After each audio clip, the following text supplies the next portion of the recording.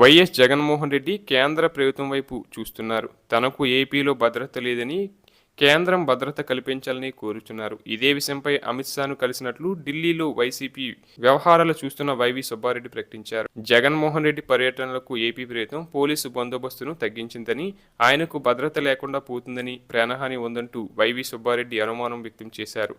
ఇటీవల పర్యటనలో జరిగిన భద్రతా వైఫల్యాలను సైతం అమిత్ షాకు వివరించినట్లు చెప్పుకొచ్చారు. అయితే గతంలో సైతం టీడీపీ అధికారంలో ఉన్నప్పుడు విశాఖ విమానాశ్రయంలో దాడి జరిగింది జగన్పై.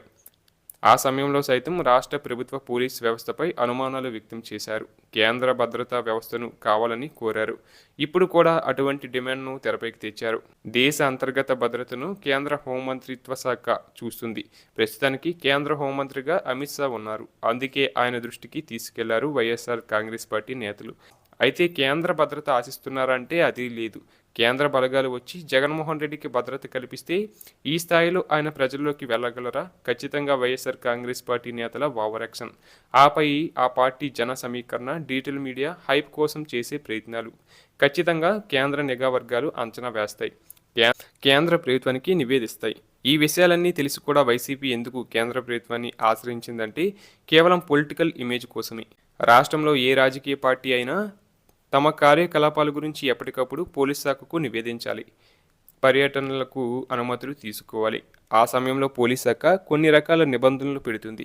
కన్వాయ్ విషయంలో సైతం స్పష్టమైన వివరాలు అందించాలి. వైఎస్ఆర్ కాంగ్రెస్ పార్టీ అనుమతులు తీసుకుంటుంది, నిబంధనలు పాటించడం లేదు. పోలీస్ శాఖ నుంచి అభ్యంతరాలు వస్తే తమ గొంతు నొక్కుతున్నారంటూ వక్రభాష్యం చెబుతున్నారు. మొన్ననే పొగాకు రైతుల పరామర్శకు వెళ్ళినప్పుడు ఏ స్థాయిలో బీభత్సం సృష్టించారో తెలియనిది కాదు. జనాలకు ఇబ్బంది పెట్టే ఏ స్థాయి తెచ్చుకున్నారో తెలియనిది కాదు. అయితే పదే పదే అదే తప్పు చేసి పోలీస్ శాఖ భద్రతా వైఫల్యం అంటూ ఇప్పుడు కేంద్ర ప్రభుత్వాన్ని ఆశ్రయిస్తున్నారు. జగన్మోహన్ రెడ్డికి కేంద్ర బలగాలు భద్రత కావాలని కోరుచున్నారు. అది జరిగే పని కాదు, కానీ రాజకీయాల్లో అది భాగమే.